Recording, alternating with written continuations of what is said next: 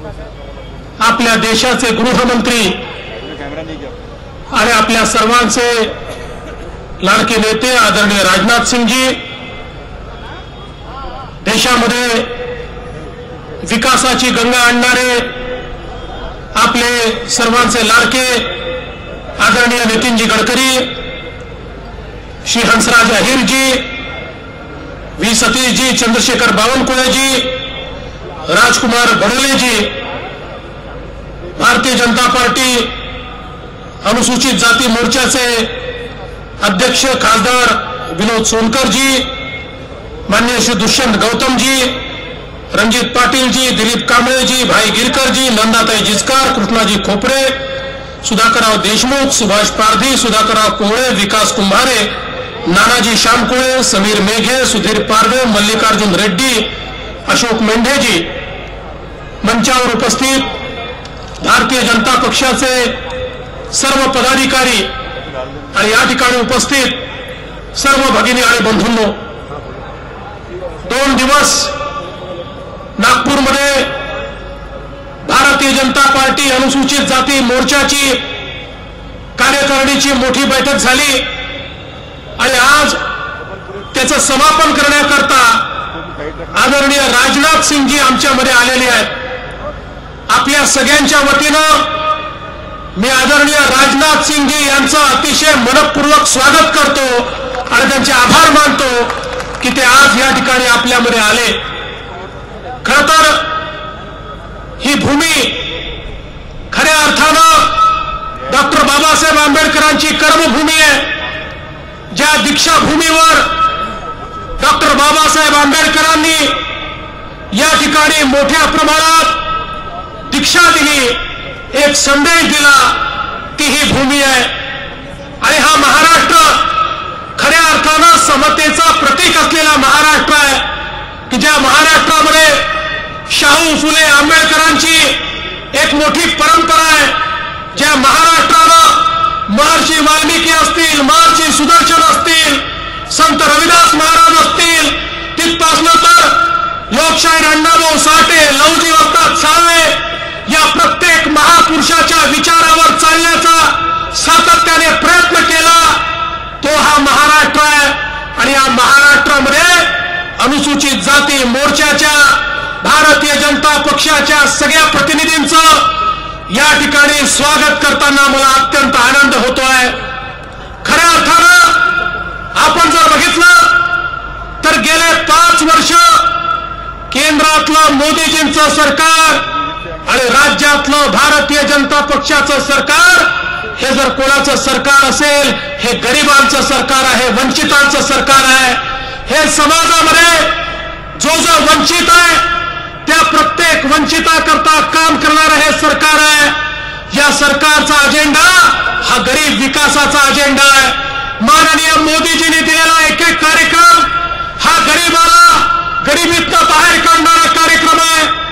यापूर्वी आपण बघितलं वर्षानुवर्ष केवळ नारे दिले जायचे, गरिबी हटावचे नारे दिले जायचे, अनुसूचित जाती जनजातीच्या उत्थानाचे नारे दिले जायचे, ओबीसीच्या कल्याणाचे नारे. परंतु कधीही हे कल्याण झालं नाही, कधी हे उत्थान झालं नाही.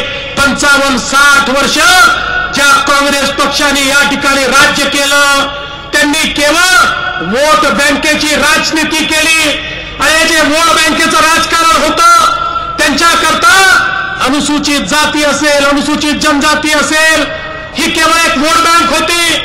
काही बोटावर मोजण्या इतक्या नेत्यांना मोठं करायचं, त्या नेत्यांनाच त्या ठिकाणी पुढारी पण द्यायचं, त्यांनाच त्या ठिकाणी मोठं करत जायचं आणि त्यांच्या भरोशावर समाजाचा वोट बँकेसारखा या ठिकाणी वापर करायचा, ही काँग्रेसची नीती होती.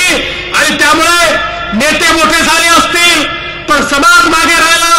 अनुसूचित जाती, अनुसूचित जनजाती, आमचे जे सगळे नागरिक भगिनी बंधू आहेत यांच्या जीवनामध्ये परिवर्तन होऊ शकलं नाही.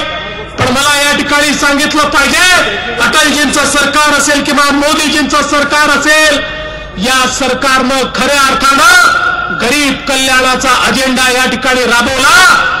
या देशातले अनुसूचित जातीचे, अनुसूचित जनजातीचे लोक असतील, यांच्या जीवनामध्ये खऱ्या अर्थानं परिवर्तन झालं पाहिजे, या प्रकारचा प्रयत्न पहिल्यांदा या देशामध्ये माननीय मोदीजींच्या सरकारमध्ये, अटलजींच्या सरकारमध्ये आपल्याला पाहायला मिळाला. आज राजनाथजी या ठिकाणी आले आहेत. आमच्या नेत्यांची करणी ही काय आहे? आम्ही केवळ सामाजिक न्याय भाषणात बोलत नाही. माननीय राजनाथजी हे ज्यावेळेस देशाचे भाजपचे अध्यक्ष झाले, त्यांनी पहिलं काम काही केलं असेल तर त्या ठिकाणी अनुसूचित जातीच्या पिछड्या वर्गाच्या 2 मुलांना दत्तक घेतलं, त्यांच्या शिक्षणाचा सगळा खर्च केला. ज्यांच्या आई वडिलांना शिकवण्याची संधी नव्हती ते 2 पोरं स्वतःचे पोरं म्हणून दत्तक आदरणीय राजनाथ सिंगजींनी घेतले. आज त्यातला एक मुलगा डॉक्टर झालाय आणि दुसरा मुलगा IAS ची परीक्षा देतोय. ही कथनी आणि करणीतलं अंतर नाही आहे. आम्ही सामाजिक न्याय भाषणापुरतं केवळ वापरत नाही. सामाजिक न्याय हा खऱ्या अर्थानं या ठिकाणी राबवण्याचं काम आम्ही करतो. आज ज्या डॉक्टर बाबासाहेब आंबेडकरांच्या नावानं हे काँग्रेस, राष्ट्रवादी काँग्रेस आणि सगळे देशभरातले पक्ष या ठिकाणी खऱ्या अर्थानं मत मागण्याचा प्रयत्न करतायत. डॉक्टर बाबासाहेब आंबेडकरांच्या ज्या ठिकाणी त्यांचं महापरिनिर्वाण झालं त्या चैत्यभूमीपाशी इंदू मिलच्या जमिनीवर डॉक्टर बाबासाहेब आंबेडकरांचं स्मारक झालं पाहिजे. तमाम करोडो भारतीयांची इच्छा होती. इंदू मिलची जागा खाजगी नव्हती, केंद्र सरकारची ती जागा होती. केंद्र सरकारच्या माध्यमातून त्या ठिकाणी ही जी जागा आहे या जागेचे मालकी होती. परंतु बंधू भगिनींनो, केंद्रातही काँग्रेसचं सरकार, महाराष्ट्रातही काँग्रेसचं सरकार, पण 1 इंच जागा देखील इंदू मिलची त्या ठिकाणी देण्यात आली नाही. खरं म्हणजे या नेत्यांच्या आई वडिलांची इतकी स्मारकं झाली, आपल्या बापाच्या स्मारकाकरता यांना जागा देता आली, पण संविधानाचा जो बाप आहे त्याच्या स्मारकाकरता 1 इंच देखील जागा या काँग्रेसवाल्यांनी दिली नाही. त्यांचा डोळा इंदू मिलच्या जागेवर होता, त्याच्या FSI वर त्यांचा डोळा होता. ते इंदू मिलची जागा ज्याप्रमाणे मुंबईच्या गिरणी कामगाराला रस्त्यावर आणून त्यांनी मुंबईच्या मिलच्या जागा हडपल्या, तशी इंदू मिलची जागा हडपायची होती. आणि म्हणून 20 वर्ष संघर्ष चालला, पण 20 वर्षाच्या संघर्षात 1 इंच जागा देखील डॉक्टर बाबासाहेब आंबेडकरांच्या स्मारकाकरता यांनी दिली नाही. देशामध्ये मोदीजींचं सरकार आलं, महाराष्ट्रात आमचं सरकार आलं. मी स्वतः मोदीजींकडे गेलो आणि त्यांना विनंती केली. मी म्हटलं, तमाम भारतीयांची इच्छा आहे इंदू मिलवर डॉक्टर बाबासाहेब आंबेडकरांचं स्मारक झालं पाहिजे. मोदीजींनी तात्काळ मंत्र्यांना बोलवलं आणि टेक्सटाईल मिनिस्टरला सांगितलं 3 दिन के अंदर ये जमीन महाराष्ट्र सरकार को मिल जानी चाहिए. आणि 3ऱ्या दिवशी केंद्र सरकारकडनं आम्हाला MOU आला. 3600 कोटी रुपयाची जमीन 3ऱ्या दिवशी MOUच्या माध्यमातून आम्हाला त्या ठिकाणी प्राप्त झाली. आणि आता इंदू मिलवर भारतरत्न डॉक्टर बाबासाहेब आंबेडकरांचं अतिशय सुंदर अशा प्रकारचं स्मारक आम्ही तयार करतोय. 2020 साली आपण ज्यावेळेस चैत्यभूमीवर याल त्यावेळी केवळ चैत्यभूमीचं दर्शन नाही तर इंदू मिलवरच्या स्मारकाचं दर्शन घेण्याची संधी देखील आपल्याला मिळेल. आणि मुंबईमध्ये जो कोणी येतो त्या प्रत्येकाला मुंबईच्या सी लिंकवरनं जावं लागतं. त्या मुंबईच्या सी लिंकवरनं जात असताना बाबासाहेब आंबेडकरांचं दर्शन घेतल्याशिवाय त्याला पुढे जाता येणार नाही. अशा प्रकारची व्यवस्था ही त्या ठिकाणी आपण तयार केली आहे. बंधू भगिनींनो, खऱ्या अर्थानं सामाजिक न्यायाच्या गप्पा मारणारे हे काँग्रेस, राष्ट्रवादीचे आणि वेगवेगळ्या पक्षाचे लोक जे 18-19 पक्ष एकत्रित आले आहेत, यांना सामाजिक न्याय नको आहे, यांना केवळ आपल्या परिवाराला न्याय हवा आहे. हे सगळे पक्ष परिवाराचे पक्ष आहेत, यांना केवळ सत्ता हवी आहे. ते आपल्या परिवारातल्या लोकांना सत्ता देण्याकरता.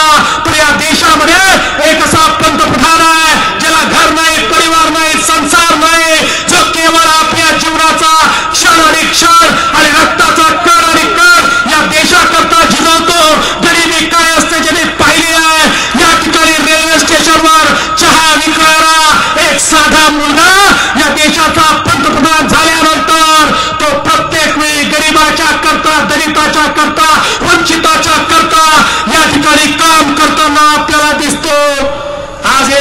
योजना जर आपण बघितली, 2022 सालापर्यंत प्रत्येक माणसाला घर देण्याची योजना असेल. आज या देशामध्ये काँग्रेसच्या राज्यामध्ये सर्वाधिक बेघर कोण आहेत? सर्वाधिक बेघर आहेत अनुसूचित जातीचे, जनजातीचे लोक. त्यांना घर देण्याचं काम मोदीजीचं सरकार करणार आहे. आज या ठिकाणी मोदीजींनी उजाला सारखी स्कीम आणली. प्रत्येक गरीबाच्या घरामध्ये विजेचं कनेक्शन पोहोचलं पाहिजे हे मोदीजींनी ठरवलं. ज्यांच्या घरात अंधार होता ते कोण होते? 70% लोक अनुसूचित जातीचे, अनुसूचित जमातीचे होते. मोदीजींच्या राज्यात त्यांच्या घरामध्ये प्रकाश गेला. काँग्रेसने मतं घेतली पण साधा बल्ब त्यांच्या घरामध्ये लावला नाही. त्यांच्या घरामध्ये बल्ब लावण्याचं काम हे आदरणीय मोदीजींच्या सरकारनं या ठिकाणी केलं. आज आपण बघितलं तर उज्ज्वला सारख्या योजनेमध्ये प्रत्येक गरीबाच्या घरामध्ये गॅस गेला. गॅस नसलेली घरं कोणाची होती? यातली 60% घरं ही आमच्या अनुसूचित जातीच्या, जमातीच्या लोकांची होती. त्या माझ्या माता भगिनी कधी गॅसचं स्वप्न पाहू शकत नव्हत्या. मोदीजींच्या राज्यामध्ये त्यांच्या घरापर्यंत गॅस गेला आणि त्यांच्याही जीवनामध्ये परिवर्तन झालेलं आपण बघितलं. बंधू भगिनींनो, आज या देशातलं सरकार हे गरिबाकरता, वंचिताकरता काम करताय. या ठिकाणी मी सांगितलं पाहिजे, मगाशी सोनकरजींनी उल्लेख केला. शेवटी डॉक्टर बाबासाहेब आंबेडकरांचं घर असेल, त्यांची दीक्षाभूमी असेल, प्रत्येक गोष्ट हे या ठिकाणी समतेचं प्रतीक आहे. डॉक्टर बाबासाहेब आंबेडकरांचं लंडन मधलं घर, ज्या ठिकाणी त्यांनी राहून शिक्षा घेतली, ज्या ठिकाणी डिग्री प्राप्त केली, जगातलं ज्ञान प्राप्त केलं आणि जगाला दिलं, ते घर लिलावामध्ये निघालं होतं. मागच्या सरकारच्या काळामध्ये त्या सरकारकडे प्रस्ताव गेला, लिलावात घर चाललाय. 125 कोटी भारतीयांना ज्यांनी संविधान दिलं त्यांचं घर लिलावात चाललंय. सरकारने खरेदी केलं पाहिजे. मागच्या सरकारने त्याला वाटाण्याच्या अक्षता लावल्या. घर खरेदी आपल्याला करायचा अधिकार नाही असं सांगून त्या ठिकाणी ते घर खरेदी करण्यापासून त्यांनी वंचित ठेवलं. आमचं सरकार आलं, आमच्याकडे लोक आले, कळवून सांगितलं. बाबासाहेबांनी ज्या घरामध्ये बसून अभ्यास केला ते घर जर लिलावात गेलं तर त्या ठिकाणी बाबासाहेबांचं कुठलाही अस्तित्व राहणार नाही. महाराष्ट्राच्या सरकारनं निर्णय केला. मी बडोलेजींना लंडनला थेट पाठवलं. त्या ठिकाणी आम्ही जाऊन सांगितलं, तुमची जी किंमत असेल बोला, बाबासाहेबांचं घर लिलावात जाऊ देणार नाही. या ठिकाणी महाराष्ट्राचं सरकार हे घर खरेदी करेल आणि आदरणीय मोदीजींच्या नेतृत्वामध्ये आम्ही परवानगी घेतली. ते घर त्या ठिकाणी घेतलं आणि आज एक चांगलं त्या ठिकाणी काम आपण उभं केलं. आज लंडन मध्ये जाणारा कुठलाही व्यक्ती लंडनचे प्रेक्षणीय स्थळ तर पाहतोच, पण त्यासोबत डॉक्टर बाबासाहेब आंबेडकरांचं घर पाहण्यासाठी देखील त्या ठिकाणी तो जातो आणि त्याचा ऊर देखील त्या ठिकाणी अभिमानाने भरतो की आमच्या महामानवानं याच घरामध्ये बसून त्या ठिकाणी खऱ्या अर्थानं अभ्यास केला. बंधू भगिनींनो, आज खऱ्या अर्थानं आपण जर बघितलं तर या देशामध्ये वंचितांकरता काम करणारा पक्ष हा भारतीय जनता पक्ष आहे. अनेक गोष्टी सांगता येतील पण आदरणीय राजनाथजींना, आदरणीय नितीनजींना देखील आपल्याला ऐकायचं आहे. मी जास्त बोलणार नाही, केवळ एकच गोष्ट सांगतो.